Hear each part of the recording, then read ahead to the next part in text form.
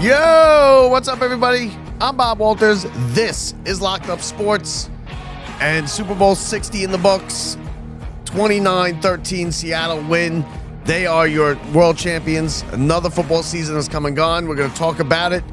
We'll look ahead to baseball. We'll tell you about some guests we got coming on, and we'll wrap everything up here. As don't forget, rate, review, and subscribe. Every little bit helps. If you're listening on the podcast end, subscribe to the show. Give us a rating. Apple, Spotify, wherever you listen, one of those two. If you are watching on YouTube, make sure you subscribe to our channel so you never miss a new show coming out. If the live show comes out, and if you're listening on the podcast, make sure you get over to the YouTube, because there are some things that don't make it onto the podcast. Sometimes it's just, a video thing, and I don't get it put on, or it's too, current to put something on to the podcast. It'll be, old news by the time it hits it. But either way, listen, Super Bowl Sunday. I hope everybody had a good Super Bowl Sunday. I want to thank everybody who popped in and checked out our live stream radio broadcast with me on the call of the game. We had a bunch of people popping in and out, so that was great.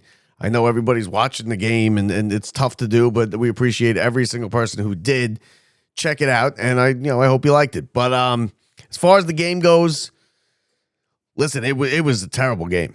This one goes back, this one ranks up there with some of the worst Super Bowls that I can really remember. It was a mismatch from the get-go. Seattle kind of just limped through the first, 2.5 quarters is the only reason why it was even a ball game, and it was even somewhat close. I mean, the way the Patriots played in that first half, it should have been, 30-0. If Seattle was doing anything on offense. But Sam Darnold did not play a good game. Drake May had a nightmare Super Bowl. Everybody on the Patriots, basically, except for Gonzalez in the secondary, had a nightmare game. Nothing went right. They couldn't block the Seahawks. The Patriots offensive line couldn't block them. And when you can't block the defensive front four and the blitzes, the whole offense just breaks down. And it looks like it did yesterday in the first half and into the third quarter, where it's just three and out, and you're going backwards, and the passes are all over the place. I mean, Drake May, for somebody who is the most accurate passer in the NFL, couldn't get the ball near his receivers for most of the game. He threw those two good passes back to back in the third quarter, where he stuck it in the end zone to make it a 19-7 game. But even at that point, I mean, the game was basically over, right?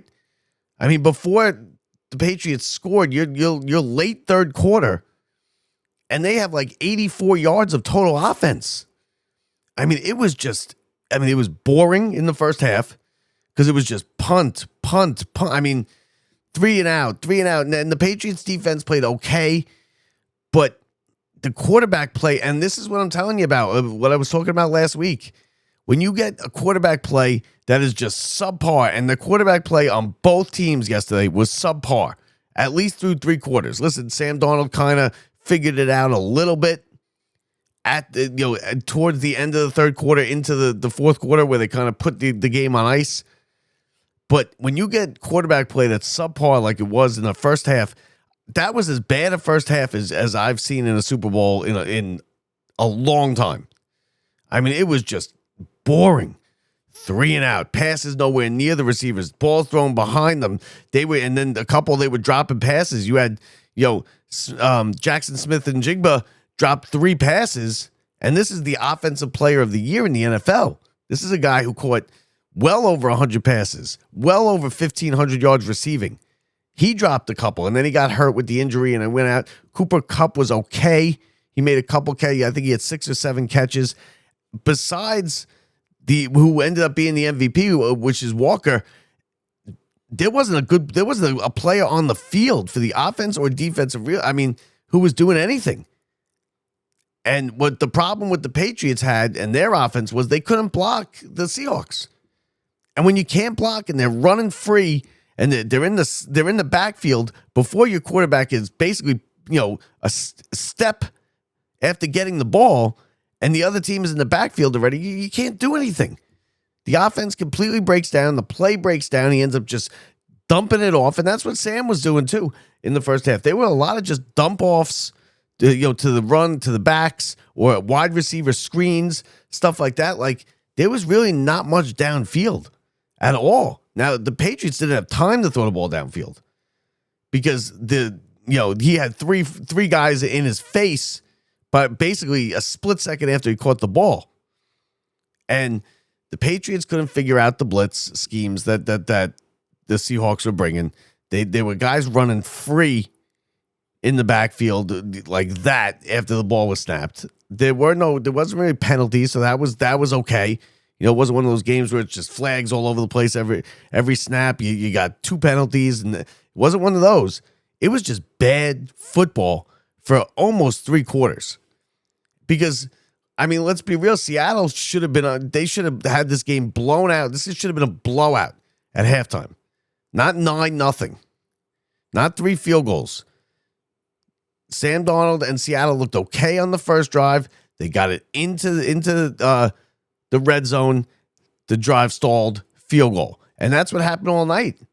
Myers was kicking short field goals all night. That's why he didn't win MVP. A lot of people were like, oh, the kicker, he scored all the points. He should be the MVP. Listen, you're not going to make the place kicker, the MVP when he's hitting 33 and 39 and 41-yard field goals.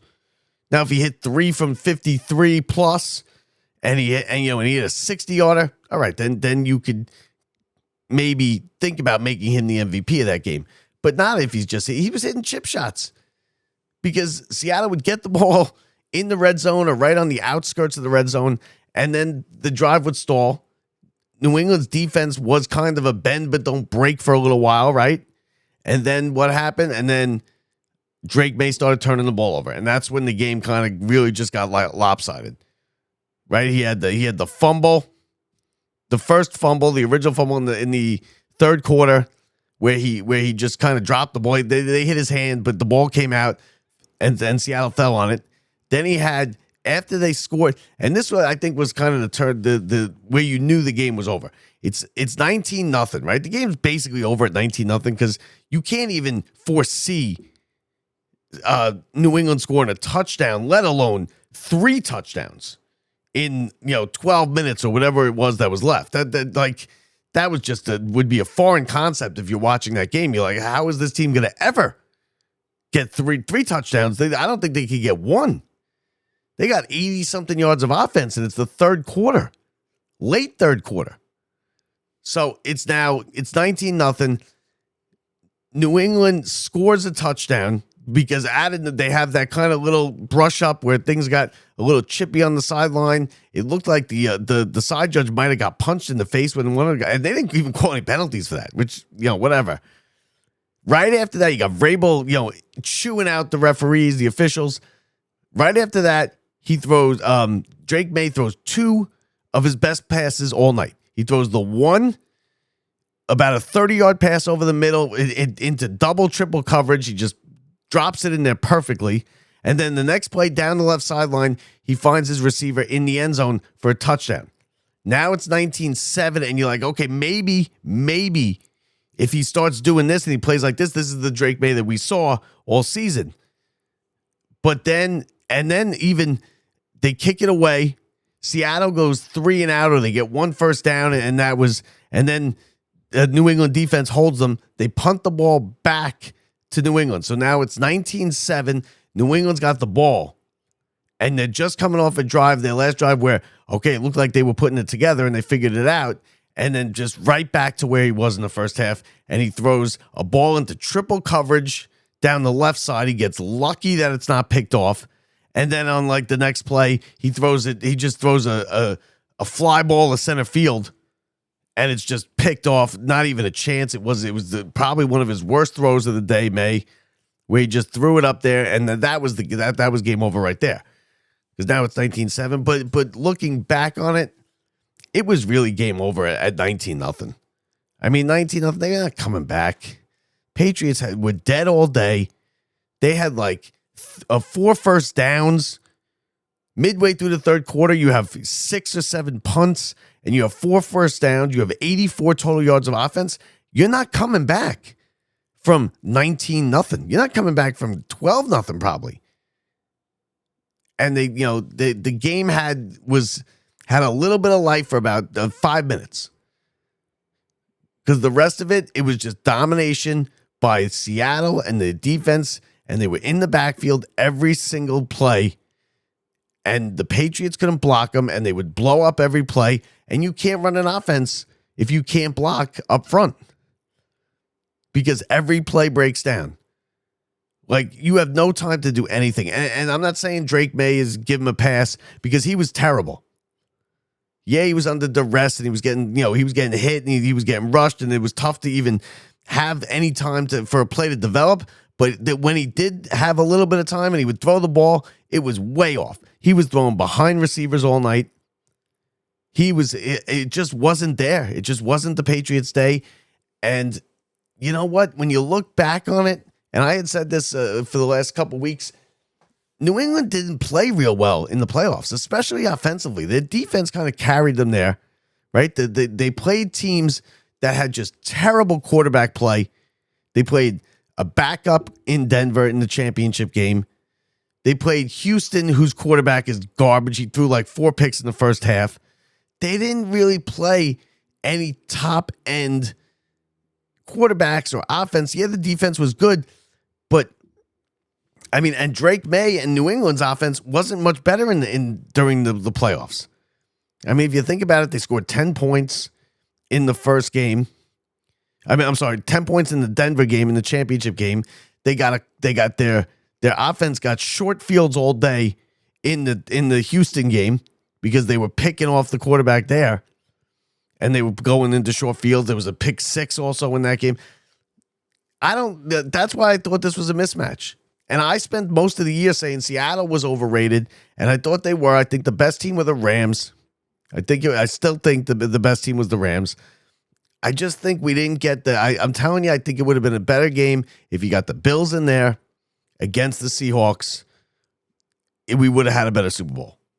If it was, you can't say Denver because of the injury with the quarterback. So if Denver would have pulled that game out 2 weeks ago, and it's Denver-Seattle with a backup quarterback, you're going to get the same thing that you got yesterday. Just an offense that's all over the place, that's just can't move the ball. They can't block anybody. And give Seattle credit. Give the defense credit. Right? They're the highest scoring defense all year. They scored a touchdown yesterday. The icing on the cake. But again, the game was over. It was over at 19-0. Patriots spent the whole first half. They punted every single possession. 6 punts, 6 possessions. And it wasn't even like they were moving the ball. It's like 3 and out, 3 and out, 3 and out. And the defense, when you're doing that, 3 and out, you pick up 1 first down. They had 4 first downs in the first 2.5, half and into the third quarter. So your defense is going to start to wear down. And Sam Darnold was keeping them in it because he couldn't make throws either. He was throwing behind receivers. It was a mess of a game.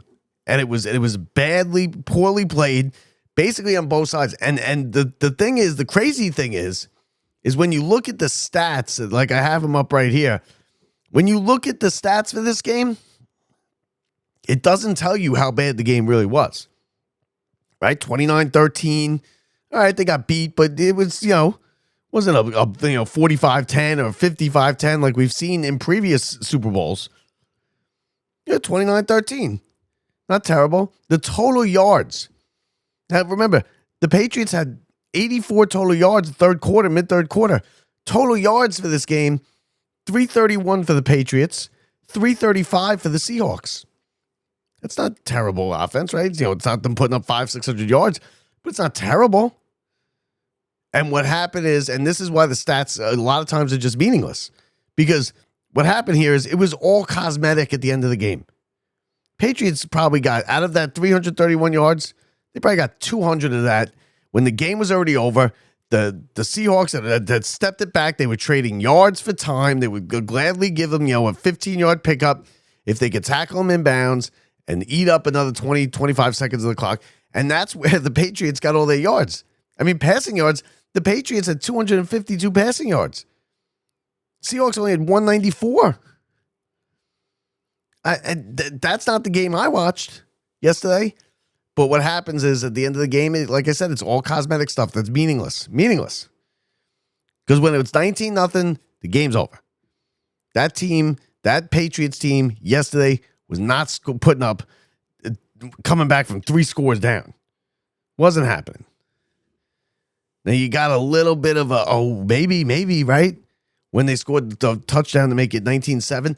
But still, if it's 12-7 there, if he doesn't fumble the ball and it's 12-7 and they stop this Seattle from getting the touchdown, even if they keep doing a field goal, even if it's 15-7, you feel much better if you're the Patriots. But 19-0, and then it's 19-7. I really, maybe for a split second, I thought, okay, maybe we could have a finish here. Something happened, a close finish.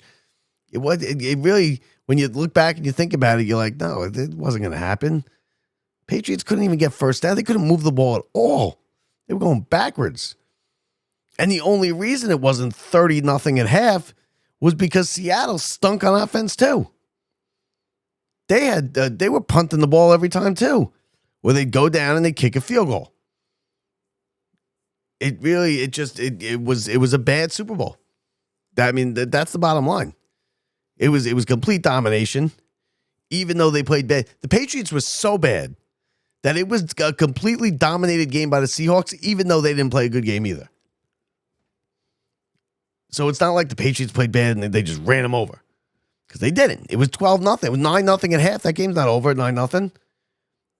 But it felt over because the way the Patriots were playing and just kind of everything, it came to a head. And now, do you have to look at maybe? I think Drake May was a bit overrated anyway. I don't think he was the second. I don't think he should have finished second in MVP voting. Yeah, he had a good year.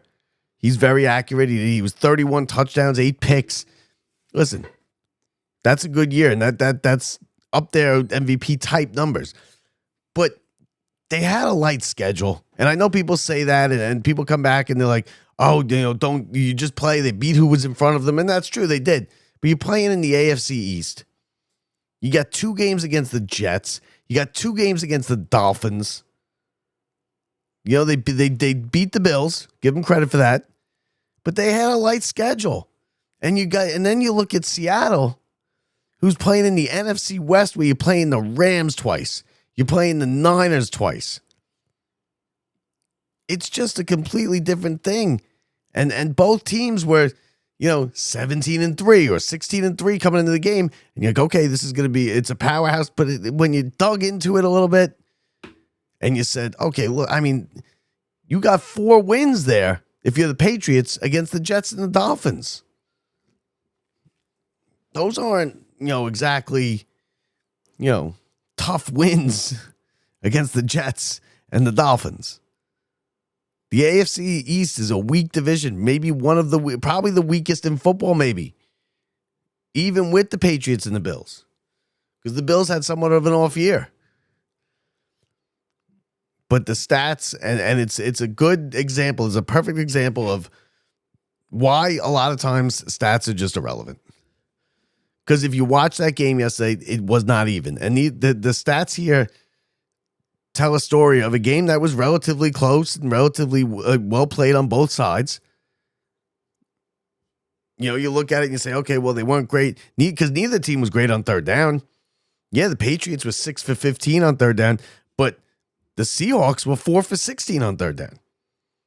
It just wasn't a well-played game. It wasn't worthy of a Super Bowl is what it looked like. And a lot of times, like I had stated the day before, these bad Super Bowls that we got during, as I was growing up, when it was the Cowboys were blowing out the Bills, or the Chargers were getting blown out by the 49ers, or the 49ers or Cowboys were blowing somebody out in the Super Bowl.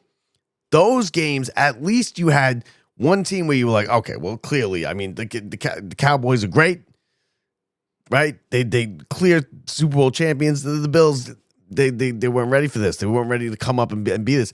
Both teams, I think, yesterday, or both offenses at least, were not ready for a Super Bowl. Those weren't Super Bowl offenses. 3 and out, throwing the ball to nobody in the middle of the field and like a lob pass right to the other team. I mean, and it's a prime example again of how important the quarterback is to the league and why they don't let you touch the quarterbacks. Because, I mean, look at this. These are, and they're not going to go down as two of the worst quarterback performances in Super Bowl history, because the numbers kind of over the course of the game and at the end of the game piled up and they got respectable. But this was some of the worst quarterback play I've ever seen in Super Bowl. In any Super Bowl. By both of them. I give Walker the third credit. He had an excellent game. He was the reason that they won. A well-deserved MVP. He was the workhorse. They saw that Darnold wasn't having his game that he wanted to have. They knew they had a dominating defense. They knew the Patriots couldn't block them. So they just basically said, listen, we're not going to mess around here. We're going to get into field goal range. We're going to hit these chip shot field goals. They can't come back from 12-0. They can't come back from 15-0. And 19-0, forget it. So they played it smart. It was a smart game plan. What they saw, adjustment, when you come into a game and you see my quarterback stinks, their quarterback stinks. I got a running back who's running all over them, and I got a defense that they can't block. So we'll take 3 every time because they can't come back. They can't score. And it's a smart move, and it's what they did. And it's what they did a lot of the year too. It reminded me a lot of the game where Seattle beat Phillip Rivers and the Colts somewhat late in the season, week 15, 16 or something like that. I think it might have been his first game, Phillip Rivers' first game back for the Colts, where they kicked 5 or 6 field goals, and that was it, and they beat him. The defense was good. It was Rivers' first game back. He wasn't playing, great. And that was like it was yesterday, and they noticed it, and they okay, we'll take the 3. We'll take field goals every time because you ain't going to score on us. You can't block this blitz that we're coming every time. Witherspoon coming off the corner every time, just untouched into the backfield, into the blind side of Drake May. I mean, he didn't stand a chance on some of those. So, and not even a great coach like Vrabel is going to be able to fix it. You can't do anything about it. You guys weren't as good as theirs, or your offensive line wasn't as good as their blitz scheme. They sent more guys than you had. They rushed more guys than you had to block, and somebody ran free, and it just broke down the play, and it broke down your whole offense. They couldn't do anything. Now, 29-13, Patriots now got to rethink things. Drake May. I mean, listen, Drake May is going to be a Patriot, and I think he's going to be really good. But he's got to hold on to the ball. He puts the ball on the ground way too often. I mean, he got 9 fumbles in the regular season. He had 9 fumbles in the postseason. He's losing fumbles all over the place. When he gets rattled, he throws bad picks. If you're a quarterback or you're somebody who handles the ball like this a lot, you can't be giving the ball to the other team. You can't win in the NFL if you're going to turn the ball over. And the Patriots turn the ball over way too often. And they did it again yesterday because any chance they had went right down the drain with the first fumble, with the interception that was just a god-awful interception, just thrown into the middle of the field. That's the worst thing you could do. And then the icing on the cake was when he gets pancaked, and I don't know if it was a fumble or an interception, but whatever it was, and they took it back for 6, and that was just the icing on the cake, and that was the end of the game. But give Seattle credit. Listen, Seattle, world champions, certainly a worthy world champion. As far as the rest of the stuff goes, I mean, you got their coach now. He's going to be, the big talk in the NFL. It's only his second year as coach for the Seahawks. They're going to be selling the team over the next couple months here. They're talking about it being a $9 or $10 billion sale. Billion with a B. That's the NFL right there. And I still got people online arguing with me. Well, I don't see why they don't do that an 18th game. And it just amazes people still want more. They want more and more. They can't get enough of the NFL. Can't get enough of it. They will watch anything NFL. And that's why they print money. Because they can't do anything wrong. The NFL can't do anything wrong. I mean, well, what league can put out a 2-day event, live television event, where it's basically guys running 40s and taking Wonderlic tests and written tests and doing interviews, and that's it. Running 40s and seeing how high they can jump. And it's a 3-day or 2-day live television event, and it kills on the ratings. People just eat up the stuff in the NFL. People argue me about, well, I don't see why they can't have an 18th game, because these guys are getting slaughtered. How much do you want to give these owners? There's a salary cap, a hard salary cap. Okay? The contracts aren't guaranteed. These guys play like 2 or 3 years. They don't make enough money where they don't have to work the rest of their lives. Most of the NFL players playing 2 or 3 years have to go to work after they're done with their career. So you got that. Now their bodies are breaking down at young ages because they've been killing themselves playing football, and you want them to add another game? Oh, just take a preseason game away? Preseason game is not the same as a regular season game. It's not even close. The speed, the physicality, everything about it, not even close. The schemes, the blitz, nothing. Nothing about the NFL preseason is NFL football. Nothing. So you can't just pull one of those games or 2 of those games. I had a guy today tell me don't play the preseason at all. Like, people are still clamoring. We gotta get that 18. Give them 2 buys. Come on, 17's enough. I get it. You can't only play this sport once a week. That's what people don't get. Look at the game we got yesterday. It was not entertaining. That first half was terrible. It's like watching paint dry. These throws off the incomplete pass, running into the line, nothing to do. Being pushed back. 3rd and 11, 3rd and 15, nothing. Punt. I mean, come on. Nobody wants to watch that. Nobody wants to watch that. And yeah, and I mean, it just, it is what it was. It was a bad Super Bowl. And listen, bad Super Bowls happen, right? I've probably had in my lifetime of my conscious, able to remember, actually sit down and watch Super Bowl. I probably had more bad Super Bowls than good ones, right? So it happens. I get it. But lately, we got a little spoiled there for a while, because the Patriots, even when the Patriots were winning their dynasty, those were great games. And where we had the Rams and the Titans, right? 1 yard short, Kevin Dyson. Or you had Vinatieri kicking game-winning field goals. Or you had, just great games. There were some bad ones sprinkled in there. Listen to one at the Meadowlands, at the MetLife, terrible game. It was even worse than this one. But it was a bad Super Bowl, and it happens. Listen, it was a mismatch. The playoffs kind of broke down at the end for the AFC when you got Josh Allen out, and then you get the quarterback for the Broncos breaks his ankle when he's taking a knee to set up the field goal spot. So the AFC's playoffs kind of broke down, and you got New England in there. And it turns out that New England wasn't ready yet. I think New England's going to be a good team. I expect them back a couple times probably in the next couple of years, but they weren't ready yet to play in this game against this Seattle defense, against this Seattle team. And good for Sam Darnold, right? He didn't have a great game. Numbers-wise, it was okay. But if you watched the game, you saw Sam Darnold was not a deciding factor in that game. But good for him, right?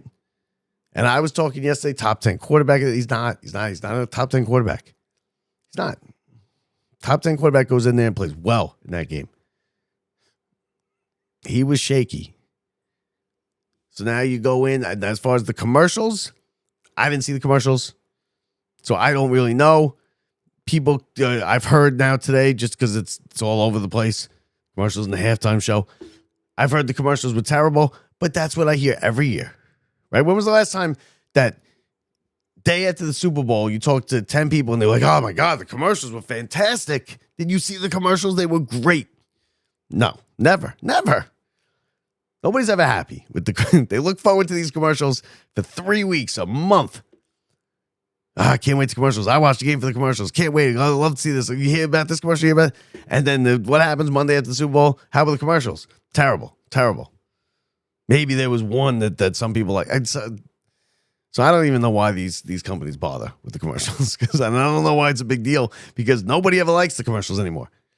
It's not like it used to be, right? It's not like it used to be. Yeah, well, it's not. And then the halftime show, I saw bits and pieces of the halftime show. I thought it was all right. I mean, he's all right, right? He's entertaining. It was, danceable type music. I thought it was okay. People, and the halftime show, I just wish they would go back to the marching bands or something with these halftime shows, because it's just political, one side against the other side. And the right wants, and I find it hilarious because the right wants nothing to do with being in show business, right? I would never be in show business. I don't want to be in show business. Nobody here wants to be in show business because you guys are a bunch of pedophiles and you're terrible people. And why would anybody want to be in show business? But then they get upset when all the acts are leftist acts. Like, you didn't want to be. None of you people wanted to be entertainers. So of course you don't have any entertainers. You have Kid Rock, because that's who was left. After all the people on the right were like, we don't want to be entertainers. Those are terrible people. Hollywood, screw Hollywood. And then they were upset because they have no good entertainers. I mean, make it make sense. It's just a political thing. Throw some marching bands out there and some cheerleaders and then be done with it. Halftime show. It's like 13 minutes of your life, and people go. Then they've been arguing about it for 6 months or whenever Bad Bunny got it announced as the act. Who cares? Who cares if it's Spanish? Walk around New York, more people speak Spanish. Probably in my neighborhood, Spanish and Chinese just as much as any English. So it is what it is. And it's Puerto Rico, for crying out loud. Puerto Rico is he's just as American as any of us. So that's what I feel about. That's why I don't do the halftime show. I don't talk about the halftime show because it's ridiculous. But the game, it's over now. It's another football season come and gone. Another terrible season for the Jets. Another terrible season for the Giants. But look at the bright side, and there's hope, right? Seahawks won 4 games last year. Patriots won 4 games last year. Made the Super Bowl this year. Giants won 4 games this year. Jets, I don't think the Jets are going to go into the Super Bowl next year. I don't think it's in the cards. So, sorry, Jets fans. Just don't see it happening. But Giants, I think, listen, I don't think they're going to go to the Super Bowl next year, but listen, it can happen, right? Look at these two teams. Both missed the playoffs. Make a couple tweaks. You get a good coach. Giants they got the quarterback. They stay healthy. You never know what can happen. So it does give you a little bit of hope as Giants fans, I think. And now it's on to baseball, right? Well, now this is actually from today until day one of championship week on ESPN, the college basketball is the worst sports stretch in the calendar, because you got regular season college hoops, which regular season college hoops is really, the tournament has made it irrelevant, right? Because the team that's 0-25 right now can win the national championship, which is a good thing, but it ruins their regular season. And you're in like the dog days of the regular season. You're also in the dog days of the NBA and the NHL season. And you got the Rangers, who sold everybody off. Panarin's gone. They waved the white flag weeks ago. You got the Islanders, who are a fun little team.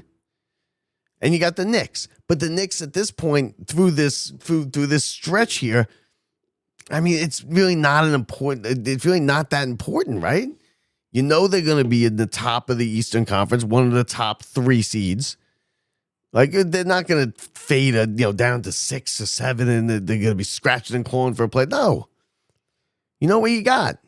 So now you got from today until championship week begins. This is the stretch. You just got to tough it out. And you just got to get through it. And then you get March Madness. You get championship week into March Selection Sunday into March Madness. And before you know it, as soon as March Madness ends, like one of those days, either the day before or the day of or the day after of that championship game on the Monday, it's opening day.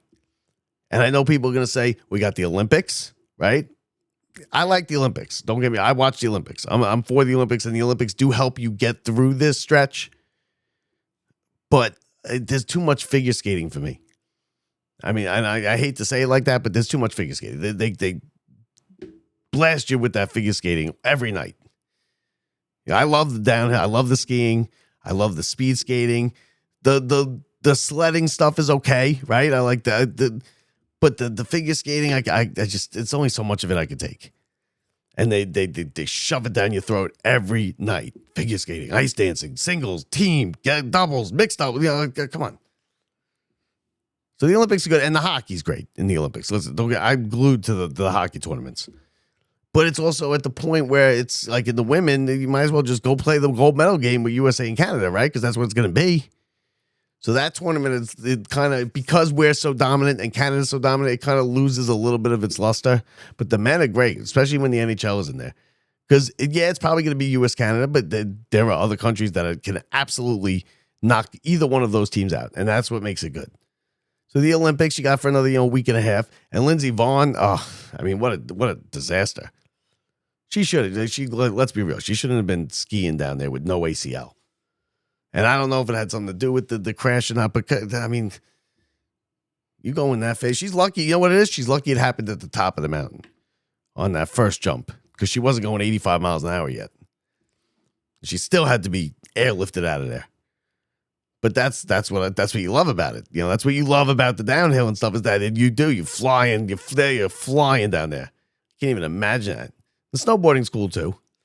But you get, so the Olympics will shorten that span, this bad sports span, a little bit. And then people also will say the WBC. I can't with the WBC. I can't get into it. I tried to get into it last. I just can't. Right? And also, baseball has not, today pitchers and catchers reported. And people will tell you, baseball's back. It's baseball season. Baseball started. No, baseball has not started. Pitchers and catchers mean nothing. Nothing in your life really changes. There's no games. Even when they have spring training games. I was at spring training last year. It's just, it's nice being in the warm weather and it reminds you of baseball's coming. But as far as getting into spring training and being excited for pitchers and catchers, you know what that means? There's going to be 15 guys down there. They go to work every day, go to the park every day and have catch. They have catch, they stretch out there. That's not baseball being back. That's like when the Hall of Fame game comes around and people are like, NFL's back. No, you're in the middle of August. NFL's not back. So we get through the stretch. Listen, before you know it, it'll be Selection Sunday and we'll be filling out brackets and then it's a straight shot right into the summer. And I know it's not easy to think of now when it's, 6 degrees with a wind chill of negative 15 and 40 mile an hour winds, but it's coming. As far as guests coming up, Bob Usler coming up in the next 2 weeks, I would say. We're just going to nail down a date for that. We got a Babe Ruth author, historian with a new book coming out. He's going to be it's going to be the some kind of, I guess, the release of his new book next Saturday at the Babe Ruth Museum down in Baltimore, I believe it is. So Frank Amoroso, he's going to be coming on. I'm in contact with him. We're going to get him on. He's going to send me the book. I'm going to read the book. We're going to sell some books for him. And, I know we have a lot of Yankee fans and we don't do as much Yankee stuff around here, but the Babe Ruth stuff is fascinating and I love it. I can't wait to read the book. So he's going to send me a copy of the book. We're going to get him on in the next 2 weeks and, we'll get you through. Don't worry. We'll get you through this little stretch of the sports calendar. We'll get you through it. We'll get you to Selection Sunday. And we got St. John's who's good. So that helps. So Super Bowl in the books, 29-13. Seattle is your world champion. Another season come and gone. NFL. You love the NFL. Love it. It's great. But, it sucks when you get the crescendo and it just falls flat, which yesterday's Super Bowl fell flat. And, it's going to happen. It's just part of the deal. So, Patriots lose, Seahawks, your world champion. They got their parade, whatever they're doing out there in the West Coast on Friday, I believe I read. You got the running back, the first time, only the second time in 30 years that a non-quarterback has won a MVP or that a running back has won an MVP. Well-deserved. And that's it. So, till next year with that. And now we kind of moving on. And we'll be all right. So, you will survive. You'll be okay without football. Don't worry about it. You'll be okay. I know this first weekend was a little, where are the games? What are we watching? You'll be all right. So that does it for me. Thank you for watching. Thank you for listening, everybody. Don't forget to tune in. Don't forget to rate, review, and subscribe. Every little bit helps. Subscribe to the channel. Like I said, if you're listening on the podcast and just the audio, make sure you make your way over to YouTube and hit that subscribe button, because there is some stuff that just doesn't make it to the podcast. So do that. Never want to miss anything. We best New York sports talk on the internet. We got plenty more coming up for you. Brett will be back. Mancini on Sunday. The whole thing. I'm Bob Walters. Thanks for watching. Thanks for listening, everybody. From the Brian Gunzel Studios. See ya.